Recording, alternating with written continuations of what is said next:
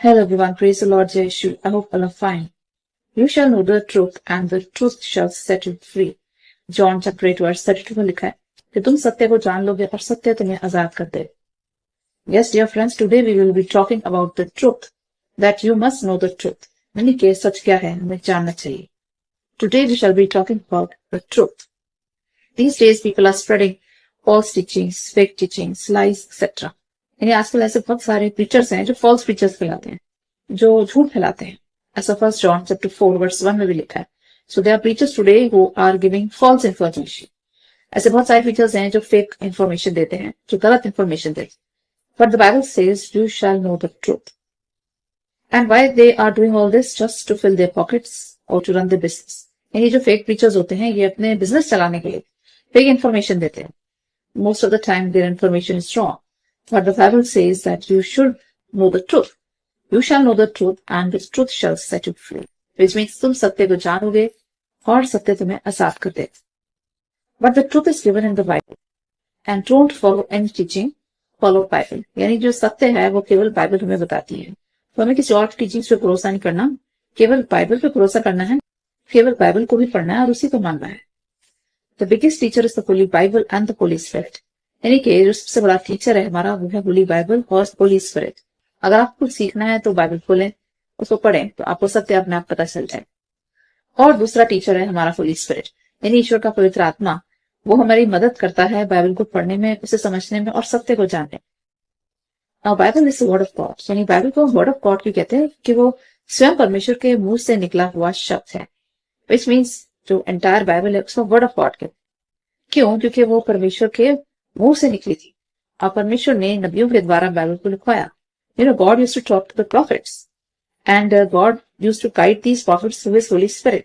यानी परमेश्वर इन प्रॉफिट्स को गाइड करते थे पवित्र आत्मा के द्वारा. और जो पवित्र आत्मा इन प्रॉफिट्स को कहता था वो ये सब लिखते जाते थे और इसलिए ये बन गया वर्ड ऑफ गॉड.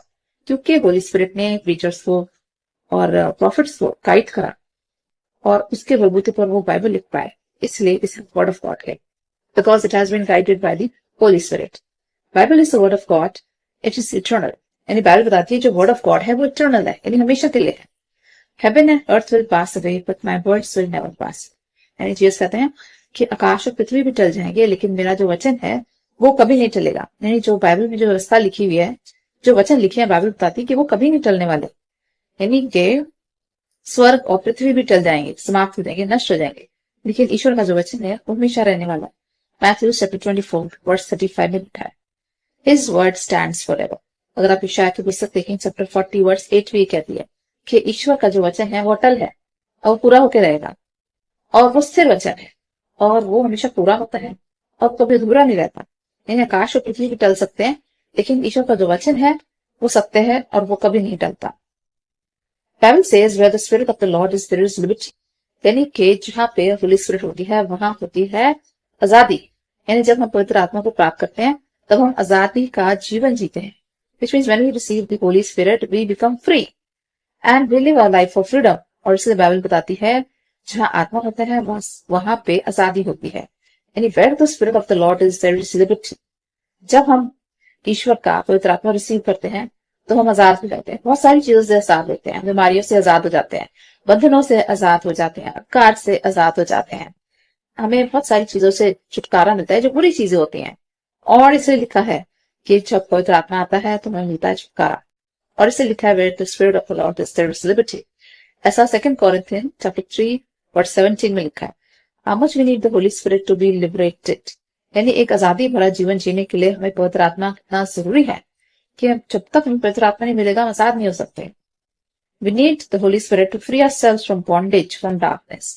यानी हमें अंधकार की शक्तियों से आजाद कराता है पवित्र आत्मा और हमें बंधनों से आजाद कराता है पवित्र आत्मा और हमें इग्नोरेंस से यानी अज्ञानता से आजाद कराता है पवित्र आत्मा.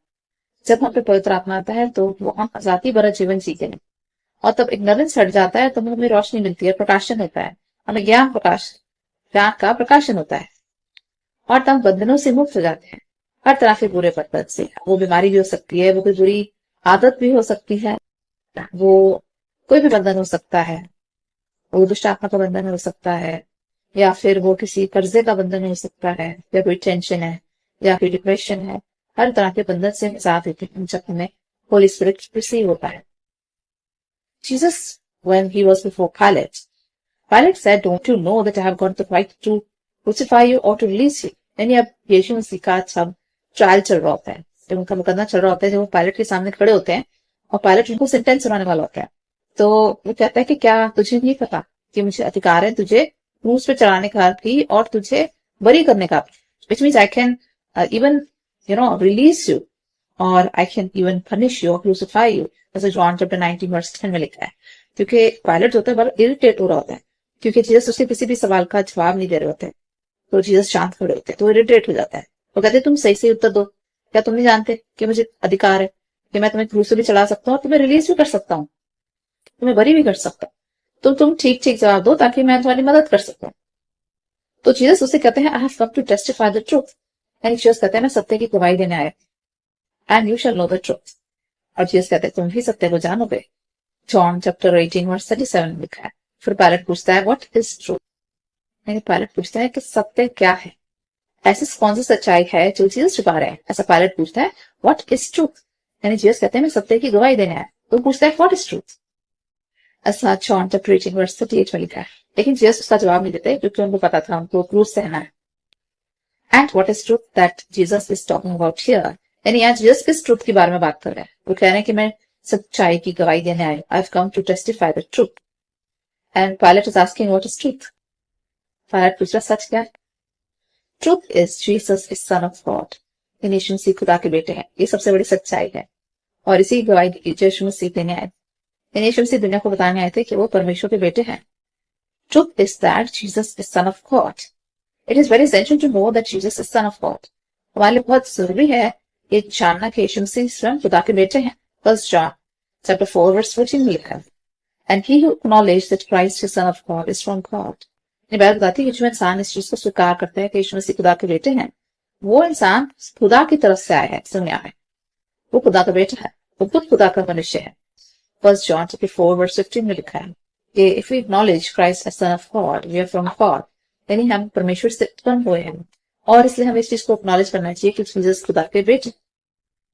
And God lives in us and we abide in Him, यानी परमेश्वर हम में वास करते हैं, हम परमेश्वर में वास करते हैं, और इसलिए हमें acknowledge करना बेहद जरूरी है कि जीसस Son of God है। और जब हम इस चीज को acknowledge करते हैं तो हम परमेश्वर के संतान कहलाते हैं। First John chapter 4 verse 15 में लिखा है, He who does not acknowledge is from the Antichrist. और जो जीसस को एक्नॉलेज नहीं करता है, जो यीशु मसीह में विश्वास नहीं करता, यकीन नहीं करता, वो शैतान की तरफ से। और जो इंसान जीसस को स्वीकार करता है, अंगीकार करता है, उस पर विश्वास करता है, वो खुदा की तरफ से है। The spirit of the enemy does not acknowledge Jesus as Christ. यानी कि जो शैतान का आत्मा है वो कभी भी जीसस को एक्नॉलेज नहीं करता, क्योंकि शैतान जो है वो दुष्ट है, यीशु मसीह का दुश्मन है, तो कभी भी वो स्वीकार नहीं करता कि यीशु मसीह खुदा का बेटा है, और इसलिए वो कभी जीसस को एक्नॉलेज नहीं करता। और जो लोग जीसस को सन ऑफ गॉड नहीं मानते, वो खुदा की तरफ से नहीं है, वो शैतान की तरफ से। It is the Holy spirit who enables us to acknowledge Jesus as Son of God. यानी कि ये केवल पवित्र आत्मा हमारी जानने में मदद करता है कि यीशु मसीह जो है वो खुदा की संतान है। यानी जब हम कन्फेस करते हैं कि Jesus is son of God, it is through the Holy Spirit, यानी होली स्पिरिट हम पे रिवील करता है कि जीसस सन ऑफ गॉड है। It is through the Holy Spirit which enables us to acknowledge Jesus as Son of God. यानी पवित्र आत्मा जब हम पे आता है, पे उतरता है, तो वो हमारी मदद करता है एक्नॉलेज करने में कि Jesus is son of God. यानी होली स्पिरिट हम पे रिवील करता है फैक्ट कि जीसस खुदा के बेटे हैं। This is written in 1 John chapter 4 verse 13 and 14. And no one can say that Jesus is the Lord except by the Holy Spirit. यानी जब एक इंसान पे पवित्र आत्मा उतरता है तो वो कहता है जीसस लॉर्ड है, यानी वो हमारे सेवियर है, वो परमेश्वर की संतान है, और केवल पवित्र आत्मा ही ये चीज हम पे रिवील करती है, which means it is revealed on us through the Holy Spirit that Jesus is Lord. ऐसा 1 Corinthians chapter 12 verse 3 में लिखा है। ये हमारे लिए पवित्र आत्मा कितना जरूरी है, क्योंकि हमारी पहचान यीशु से पवित्र आत्मा ही कहलाती है, करती है। यानी कि जब हम यीशु मसीह को जानने लगते हैं पवित्र आत्मा के द्वारा, तो यीशु मसीह से हमारी जो पहचान होती है वो पवित्र आत्मा कराती है। ऐसा 1 Corinthians chapter 12 verse 3 में लिखा है, Whosoever believes Jesus came in flesh is from God. यानी बात बताती है कि ऐसे हम आत्माओं की परख करते हैं कि जो इंसान मानता है कि यीशु मसीह इस दुनिया में मनुष्य बन के आए, वो उन्होंने मामूली घर में जन्म लिया, मरियम के द्वारा पैदा हुए, वो स्वर्ग में परमेश्वर की संतान की तरह रहते थे, लेकिन वो धरती पर आए मनुष्य बन के। And he came in flash, that person is from God. जो इंसान इसको मानता है कि यीशु मसीह इस दुनिया में आए मामूली इंसान बन के, वो इंसान खुदा की तरफ से है। 1 जॉन चैप्टर 4 वर्स 2 में लिखा है। And he has the spirit of God, उसमें परमेश्वर का आत्मा है। Whosoever does not believe that Jesus came in flesh is not from God। और जो इंसान जीसस को एक्नॉलेज नहीं करता कि वो फ्लैश में आए थे, मनुष्य बन गए, वो इंसान खुदा की तरफ से नहीं, वो शैतान की तरफ से। 1 John chapter 4 verse 3 में लिखा है, He is from the Antichrist, which means he is not from the God, he is not from the Holy Spirit। जो इंसान ये नहीं मानता कि यीशु मसीह मनुष्य बन के आए, वो इंसान खुदा की तरफ से नहीं है, वो शैतान की तरफ से है। Holy Spirit enables us to testify और to give testimony of Jesus. पवित्र आत्मा जब हम पे आता है तो हम यीशु मसीह की गवाही देते हैं, यीशु मसीह को एक्नॉलेज करते हैं, उसको स्वीकार करते हैं, उसको कन्फेस करते हैं। 1 John chapter 4 verse 13-14 में लिखा है, The disciples of Jesus could not understand about the death and resurrection when Jesus was alive। यानी यीशु मसीह जब डिसाइपल्स के साथ मिलते थे तो कई बार उन्होंने उनको बताया कि मनुष्य के पुत्र को पकड़वाया जाएगा, उसे क्रूस पे चढ़ाया जाएगा और तीसरे दिन जीवित होगा। ये बात उन्होंने कई बार अपने चेलों को बताई, लेकिन वो इस चीज का मतलब नहीं समझ पाते, उनको मालूम नहीं पड़ता था यीशु मसीह क्या बोल रहा है। When Jesus used to say that I will resurrect, they could not understand what is resurrection। जब जीसस कहते थे कि मनुष्य के पुत्र की मौत होगी और तीसरे दिन जीवित होगा, वो इस चीज का मीनिंग नहीं समझ पाते थे कि पुनरुत्थान क्या होता है, resurrection क्या होता है, and they used to ignore these things। Though Jesus spoke to them many times about his death and resurrection, यीशु मसीह ने अपनी मृत्यु के बारे में, पुनरुत्थान के बारे में कई बार चेलों को बताया, बट हर बार उन्होंने इस चीज को इग्नोर करा। ऐसे लूक चैप्टर 24 वर्स 7 में लिखा है, It was on the day of Pentecost when they received the Holy Spirit they realized Jesus the Son of God। यानी कि ये चीज उनको समझने में किसने मदद करी? पवित्र आत्मा ने। जब पेंटिकॉस्ट के दिन जागरणों पे जब पवित्र आत्मा उतरा, तब उनको रियलाइज हुआ जीसस सन ऑफ गॉड है। Because the spirit testifies Jesus. क्योंकि जीसस की जो टेस्टिमनी है वो कौन देता है? Holy Spirit. Holy Spirit helps us to acknowledge Jesus. यानी जब हम पवित्र आत्मा आता है तो हम यीशु मसीह को पहचानने लग जाते हैं, तो एक्नॉलेज करते हैं वो सन ऑफ गॉड है और इस दुनिया में इंसान बन के आए, हमारी रूह है, हमारे लिए मृत्यु को गले लगाया और फिर दोबारा जी उठे। ये सब बातें कब एक्नॉलेज करते हैं, तो कब मानना शुरू करते हैं? जब हम पे पवित्र आत्मा का अभिषेक आता है। We should acknowledge Jesus came in flesh, died on cross and gave us salvation। Then we are children of God। यानी जो इंसान मानता है यीशु मसीह फ्लैश में आए थे, मनुष्य बन के आए, लहू बहाया उन्होंने अपना और दोबारा से जी उठे और हमें देते हैं साल्वेशन यानी इटर्नल लाइफ। हमें परमेश्वर की जिंदगी देते हैं अपनी मृत्यु के द्वारा। जो इन चीजों को मानता है वो परमेश्वर की संतान कहलाता है। 1 John chapter 4 verse 2 में लिखा है, The disciples later on realized when they remembered Jesus spoke to them about the temple that you destroy this temple and I will build it 3 days। यानी यीशु मसीह एक बार कहते हैं एक मंदिर को देख के, ये तुम इस मंदिर को ढा और मैं 3 दिन में इसमें दोबारा खड़ा कर दूंगा। तो उस टाइम पे तो चलो कुछ समझ में नहीं आता, वो कहते हैं ये क्या सेंटेंस है, जीसस ने क्या बोला है? दे इग्नोर्ड इट। यानी जब जीसस कहते हैं मंदिर की तरफ देख के कि तुम इस मंदिर को उठा दो और मैं 3 दिन में दोबारा खड़ा कर दूं, तो चेले जो थे उनको नहीं समझना है, and they ignored this sentence. ये वाले सेंटेंस को उन्होंने इग्नोर कर दिया। जैसे जॉन चैप्टर 2 वर्स 19 में लिखा है, but later on when Jesus resurrected they realised that Jesus was talking about himself. और बाद में जब यीशु मसीह की मृत्यु हो जाती है, पुनरुत्थान होता है, वो दोबारा जीवित होते हैं, तब चेलों को याद आता है कि यीशु मसीह ने टेम्पल के बारे में नहीं कहा था, उन्होंने अपने बारे में कहा था कि मंदिर को गिरा दो, 3 दिन में खड़ा कर दूंगा। यानी तुम मुझे गिरा दो, यानी तुम मुझे मार दो और तीसरे दिन में दोबारा से जी उठ खड़ा होगा। He was talking about his own self. He was talking about his body। यीशु मसीह अपने बारे में बात कर रहे थे, किसी मंदिर की बात नहीं कर रहे थे। और ये चेलों को कब रियलाइज हुआ? जब जीसस का डेथ हुआ और रिजरेक्शन हुआ, तब उनको याद आया यीशु मसीह ने एक बार ये बात कही थी और ये टेम्पल के बारे में कही थी, खुद के बारे में कही थी। As John chapter 2 verse 21 और 22 में लिखा है, This means when the disciples they received the Holy Spirit, they started remembering all the verses that Jesus said। एक बार जब डिसाइपल्स पे पवित्र आत्मा आ गया पेंटिकॉस्ट के दिन, तो धीरे धीरे उनको सारी बातें यीशु मसीह की याद आने लग गई और धीरे धीरे उनको हर चीज रिवील होने लग गई कि कैसे यीशु मसीह ने अपनी मृत्यु के बारे में, पुनरुत्थान के बारे में कई पहले उनको बता दिया, लेकिन वो इस चीज को समझ नहीं पा रहे थे। बट जब एक बार चीज की डेथ हुई, रेजरेक्शन हुआ, तब उनको ध्यान आने लग गया कि हाँ, यीशु मसीह ने ये सब बातें हमारे साथ करी थी। In short, we can say it is the Holy Spirit who helps us to acknowledge Jesus as Lord and Savior and Son of God। यानी कि जब पवित्र आत्मा हम पे आता है तो हमारी मदद करता है समझने में कि यीशु मसीह खुदा के बेटे हैं और इस दुनिया में आए इंसान बन के हमारे लिए अपना लहू बहाया और हमें देते हैं निजात यानी आनंद। ये सारी बातें हमें समझने में कौन मदद करता है? पवित्र आत्मा। जैसे उसने चेलों की मदद करी बाद में, ये सब समझने में। Now when Jesus spoke about Jonah, he was in the belly of fish for 3 days. Jesus spoke about his resurrection. एक और यहाँ पे वाक्य में शेयर करना चाहूंगी। एक बार जीसस कहते हैं कि जैसे योना मछली के पेट में 3 दिन 3 रात रहा, वैसे यीशु मसीह जो है मनुष्य के पुत्र वो भी धरती के नीचे 3 दिन रहेगा। तो ये चीज जब जीसस उनको बोलते हैं चेलों को, उनकी समझ में नहीं आती, वो उसको इग्नोर कर देते हैं। उनको लगता है कि क्या बोल रहे हैं Yeshu Masih. But later on they realise that Jesus was talking about his resurrection. बाद में उनको रियलाइज होता है जब जीसस का रिजरेक्शन होता है कि तो उन्होंने अपने बारे में कहा था, ये जोना के बारे में नहीं कहा था।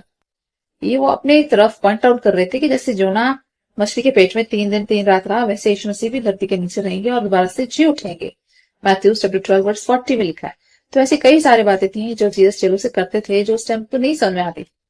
लेकिन एक बार पवित्र आत्मा उन पे उतरा, धीरे धीरे करके सारी बातें उन पे रिवील होने लगी। तब उनको पता चला कि यीशु मसीह ने तो सारा फ्यूचर उनको पहले ही बता दिया था। यीशु मसीह ने एक एक बात उनको पहले बताई थी, लेकिन जब वो घटित हुई तब वो समझे। जब पवित्र आत्मा उतरा, पवित्र आत्मा का अभिषेक हुआ, तो उसने उनको सारी बातें याद भी दिला दी और समझा भी दी। Since they were not blessed with the Holy Spirit, when the Helper comes, the Spirit of Truth, He will testify all things and will teach all things. यानी यीशु मसीह भी कहते हैं जॉन चैप्टर 14 वर्स 26 में, यानी जब पवित्र आत्मा आएगा जो कि सत्य का आत्मा है, वो तुम्हें सारी बातें सिखाएगा भी, समझाएगा भी और याद भी दिलाएगा।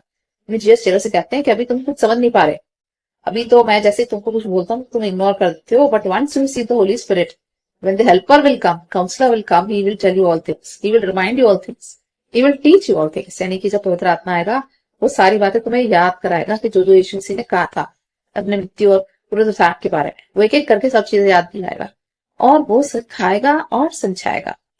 जॉन चैप्टर 14 वर्स 26 में लिखा है, that means unless we are blessed with the Holy Spirit, we cannot understand the truth about Jesus.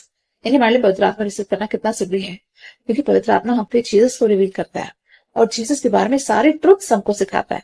पवित्र आत्मा एक एक करके सारी सच्चाई हम पे रिवील करता है और पवित्र आत्मा हमें यीशु मसीह के नजदीक लाता है, करीब लाता है और उनके बारे में सब कुछ समझाता है। It is very essential for us to receive the Holy spirit.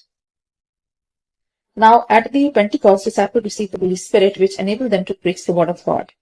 Pentecost के दिन यहाँ पे क्या होता है कि जब शागिर्दों पे पवित्र आत्मा उतरता है तो उसके बाद उसकी प्रीचिंग शुरू कर देते हैं। यानी कि when the disciples received the Holy Spirit, after that they started preaching.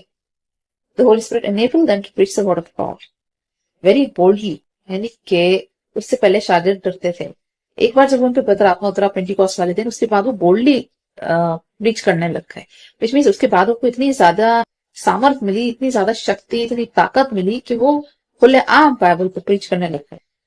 And when Jesus was arrested, the disciples they ran away because they were weak and had no Holy Spirit. अगर आपको याद है garden of गेथसेमनी में जब Jesus prayer करते हैं उसके बाद सोल्जर्स अरेस्ट करते हैं, तो लिखा है कि सारे चेले एक एक करके भाग गए और वो सब जीसस को छोड़ के भाग जाते हैं। उनको चाहिए था जीसस को बचाते ताकि वो अरेस्ट ना हो, but they ran away and they left. यानी जीसस को बचाने की जगह वो खुद डर के मारे सोल्जर से भाग जाते हैं। ऐसा क्यों हुआ? क्योंकि उन्होंने पवित्र आत्मा नहीं रिसीव करा था, क्योंकि उनको पवित्र आत्मा का बपतिस्मा नहीं हुआ था और उनमें वो सामर्थ, वो शक्ति, ताकत नहीं थी और इसलिए डर के मारे भाग जाते हैं। लेकिन एक बार जब उनको होली स्पिरिट रिसीव होता है पेंटिकॉस्ट के दिन, उसके बाद बाइबल में लिखा है कि दे प्रीच बोल्डली, यानी कि उन्होंने खुले आम और बहुत हिम्मत के साथ उन्होंने प्रीचिंग करी। और तब जब होली स्पिरिट उनमें आया तो उनमें आ गई बोल्डनेस, यानी उसमें बोलने की सामर्थ आ गई, शक्ति आ गई, ताकत आ गई और वो फिर किसी से नहीं डरे। उसके बाद वो बोल्डली प्रीच करते रहे। You shall stay in Jerusalem unless you are blessed with power from high. यानी जीसस कहते हैं कि तुम यरूशलेम में रुके रहो जब तक कि तुम पे सामर्थ नहीं उतर। यानी जीसस को भी मालूम था चेले बहुत वीक हैं, बहुत कमजोर हैं और दुनिया का सामना नहीं कर पाएंगे, इसलिए वो उनसे कहते हैं कि तुम जेरूशलेम छोड़ के मत जाना जब तक तुम पे सामर्थ नहीं उतरता। Which means do not leave Jerusalem unless you are blessed with power from on high. यानी यहाँ पे जीसस होली स्पिरिट को पावर कहके पुकारते हैं। यानी कि जब तक जेरूशलेम मत छोड़ना तब तक तुम पे गॉड का पावर नहीं आया था, गॉड का सामर्थ नहीं आया। और क्योंकि जीसस को मालूम था उसके बाद उनको बहुत सारे कष्ट को सहना होगा, बहुत सारी रुकावटें भी आएंगी, बहुत सारे लोग भी उनको प्रीच करने से रोकेंगे और कष्ट सहने पड़ेंगे, उनको ताड़ना सहनी पड़ेंगी और उनको मारा पीटा जाएगा, टॉर्चर दिया जाएगा। इसलिए जीसस कहते हैं कि तुम जेरूशलेम छोड़ के मत जाओ जब तक तुम सामर्थ नहीं पाओगे। Do not leave Jerusalem unless you are blessed with power from on high. Luke 24:49 लिखा है। That's the power of the Holy Spirit, यानी कि जब पवित्र आत्मा आता है तो हम पे गॉड का पावर आ जाता है, आपकी सामर्थ आ जाती है। The Spirit testifies Jesus as Son of God. When Jesus was baptized, God spoke from heaven. This is my beloved Son in whom I am well pleased. यानी कि मैं आपको काफी टाइम से बता रही हूँ कि जब पवित्र आत्मा आता है तो वो जीसस को टेस्टिफाई करता है, वो यीशु मसीह की टेस्टिमनी देता है कि यीशु मसीह के बेटे हैं।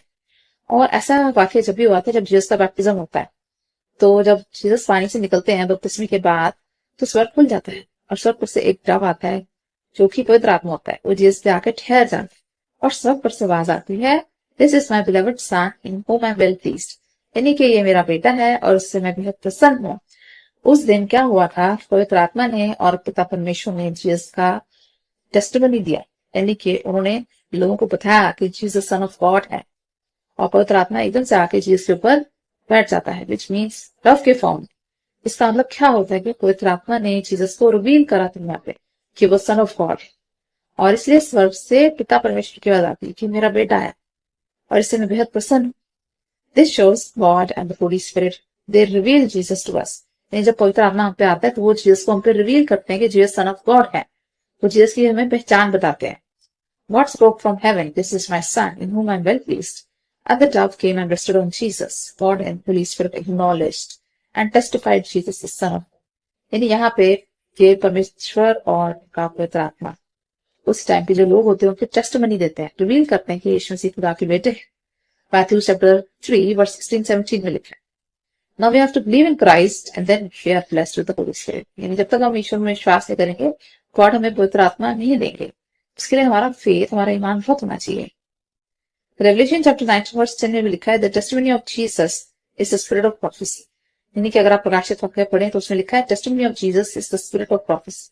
यानी कि पुराने टाइम में से बहुत सारे प्रॉफिट्स आए थे जिन्होंने यीशु मसीह की गवाही दी, जिन्होंने बताया कि यीशु मसीह दुनिया में आने वाले, जन्म लेंगे। ऐसे बहुत सारे प्रॉफिट्स थे जिन्होंने जीसस के नाम पे प्रोफेसी करी, यीशु मसीह के लिए प्रोफेसी करी कि मसीहा आने वाला है और वो गवाही से पैदा होगा और उसको अपने प्राण देने पड़ेंगे। तो इस तरह की बहुत सारी प्रोफेसीज हुई थी ओल्ड टेस्टामेंट में जीसस के आने से पहले। In the Old Testament, prophets told about coming of Christ, so it is said, testimony of Jesus is the spirit of prophecy. और इसे लोग कहते हैं कि यीशु मसीह की जो गवाही है वो केवल प्रोफेसी से आती है, और जो प्रोफेसीज कौन कर सकते हैं, जिन पे पवित्र आत्मा होता है। And that's why it is said, testimony of Jesus is the spirit of prophecy, which means जब हम पे जब होली स्पिरिट आती है, जब हम प्रोफेसीज करने लग जाते हैं, तब हम यीशु मसीह के नाम की गवाही देते हैं। When we receive the Holy Spirit, we prophesy and we give testimony of Jesus. God lives in us in the form of His Holy Spirit and reveals His secret to us through Holy Spirit. यानी परमेश्वर हमारे अंदर वास करते हैं पवित्र आत्मा के द्वारा, और परमेश्वर अपने प्लान्स हम पे रिवील करते हैं और ये होली स्पिरिट के द्वारा। ऐसा 1 Corinthians chapter 2 verse 9 and 10 में लिखा है। Romans chapter 8 verse 27 में लिखा है, Who searches the heart of God apart from the Holy Spirit? यानी कि परमेश्वर के दिल में दिमाग में क्या चल रहा है, ये कौन बता सकता है, केवल पवित्र आत्मा।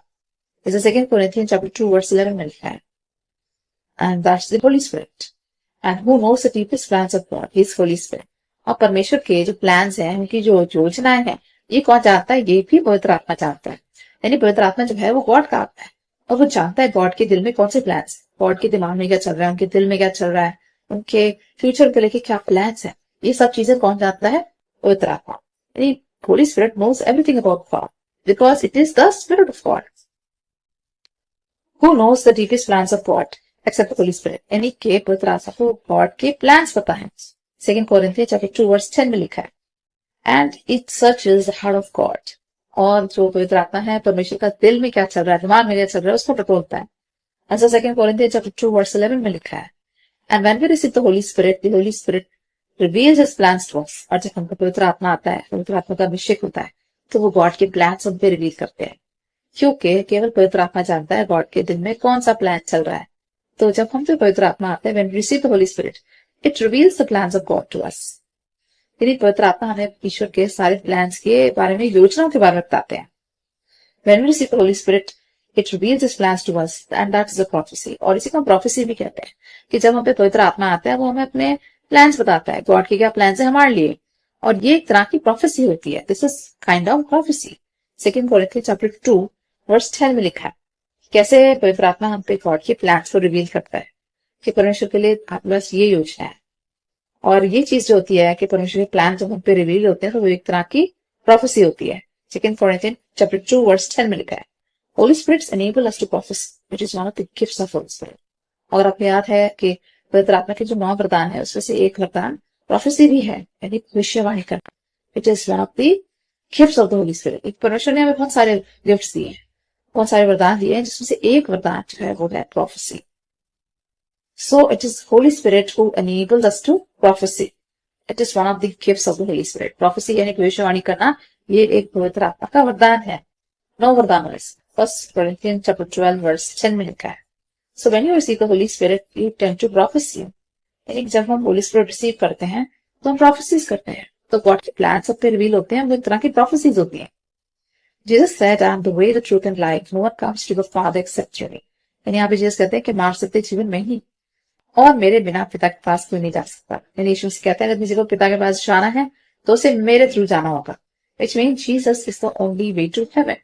स्वर्ग में जाने का एक ही रास्ता है, केवल एक ही रास्ता है, और वो है यीशु मसीह। और दुनिया में किसी भी प्रभु में ताकत नहीं है हमें स्वर्ग तक पहुंचाने की। ये ताकत केवल यीशु मसीह है। Jesus said, I am the way. Way means way to heaven. I am the truth. Jesus is the ultimate truth. And the life, which means eternal life. यानी यीशु मसीह कहते हैं I am the way, यानी कि मार्ग तो मैं ही हूँ। कौन सा मार्ग? स्वर्ग में जाने के बारे में। I am the way, the truth, यानी कि सच्चाई भी मैं ही हूँ। सच्चाई क्या है? Jesus is the Son of God. यानी केवल यीशु मसीह ही सच्चाई है, बाकी सब चीजें नष्ट होने वाली। I am the way, truth and eternal life. और जीसस कहते हैं कि पुनरुत्थान, और जीसस कहते हैं कि जो इटर्नल लाइफ है, यानी कि जो हमेशा की जिंदगी है, वो भी यीशु मसीह हमें देते हैं। No one comes to the Father except through me. और जीसस कहते हैं कि बिना मेरे पिता के पास कोई नहीं जा सकता। यानी अगर हमें पिता के पास जाना है, स्वर्ग में जाना है, तो हमें यीशु मसीह को अपनाना है, उन्हें मानना है। ऐसे जॉन चैप्टर 14 वर्स 6 में लिखा है, Jesus is the ultimate truth. He is the only truth. यानी दुनिया में हर चीज नष्ट हो जाएगी, तबाह हो जाएगी, केवल यीशु मसीह रह जाएंगे, परमेश्वर रह जाएंगे। और इसलिए यीशु मसीह ने कहा कि He is the ultimate truth, यानी कि जीसस ही सच्चाई है। Jesus said, all those who came before me, they were thieves. यानी यीशु मसीह कहते हैं कि जितने लोग मेरे से पहले आए वो सब चोर थे, डाकू थे, वो लुटेरे थे, और वो आए थे लूटने। यानी जीसस से पहले जितने प्रॉफिट्स आए, इसमें से कई गलत प्रॉफिट्स थे, फॉल्स प्रॉफिट्स भी थे। That's why he says all those who came before me were thieves. यानी यीशु मसीह कहते हैं कि जितने लोग मेरे से पहले आए वो सब चोर थे, thieves थे, robbers थे। John 10 verse 8 में लिखा है, Everything will destroy, but God is eternal. His word is eternal. It stands forever. यानी हर चीज दुनिया में समाप्त हो जाएगी, नष्ट हो जाएगी, तबाह हो जाएगी, रह जाएगा तो केवल परमेश्वर और उसका वचन। यानी कि God is eternal, His word is eternal. यानी सब कुछ नष्ट हो जाएगा, पृथ्वी आकाश भी चल जाएंगे, लेकिन मेरा वचन कभी नहीं चलेगा। तो लास्ट में हर चीज नष्ट हो जाएगी, तबाह हो जाएगी, लेकिन रह जाएंगे केवल परमेश्वर और उनका वचन। Everything will destroy, but God is eternal. His word is eternal. This stands forever. यानी यीशु मसीह का जो वचन है वो हमेशा के लिए है, अब स्थिर है और वो पूरा होकर रहता है। Jesus is eternal and so will offers us eternal life. यानी क्योंकि यीशु मसीह इटर्नल है, वो हमेशा के लिए हमारे प्रभु है, इसलिए वो हमें हमेशा की जिंदगी देते हैं। Because Jesus is eternal, He offers us eternal life, which is a life with Christ in heaven. Eternal life क्या है? यानी यीशु मसीह के साथ स्वर्गीय जीवन। और हम सब उस जीवन को प्राप्त करना चाहते हैं, हम सब इटर्नल लाइफ को प्राप्त करना चाहते हैं। तो हमारा क्या काम है? यीशु मसीह पर यकीन करना, उसके वचनों पर यकीन करना, उन पे चलना, पे अमल करना। और सबसे बड़ी चीज जो हमें स्वर्ग में ले जाएगी वह है हमारा ईमान और फेथ, क्योंकि हम सब बचाए गए हैं ईश्वर के अनुग्रह के द्वारा। Because we all fall under the grace of God, we are not saved by works. अपने कर्मों द्वारा आप बचाए नहीं गए, आप बचाए गए हैं महान प्रतापी परमेश्वर के संतान यीशु मसीह के अनुग्रह के द्वारा। हम पे गॉड की ग्रेस है, उसका अनुग्रह, इसलिए हम बचाए गए। And since we are under grace, it is very essential to be grateful to God. यानी क्योंकि हम ग्रेस में आते हैं, हम लोग परमेश्वर के अनुग्रह में आते हैं, कितना जरूरी है परमेश्वर को धन्यवाद करना, उसके प्रेम के लिए, उसके अनुग्रह के लिए, उसके लहू के लिए जो उसने हमारे लिए बनाया। It is very essential to thank God, to acknowledge Jesus as son of God. वह जरूरी है हमें यीशु मसीह को एक्नॉलेज करना है कि वो परमेश्वर की संतान है, और वो हमारे लिए लहू भी बहाते हैं और हमें देते हैं अनंत जीवन, यानी अब this. I would like to pray for all of you. Heavenly Father, come before you with our prayers. Father God, we thank you so much for sharing this message with us that you should know the truth. Father God, the Bible says, you shall know the truth, and the truth shall set you free. Yes, Father God, we believe that you are the way, the truth, and life, which means you are the ultimate truth. And the Bible says everything will pass away, but your word will stand. Which means everything will be destroyed in this earth, but only God is eternal, His word is eternal.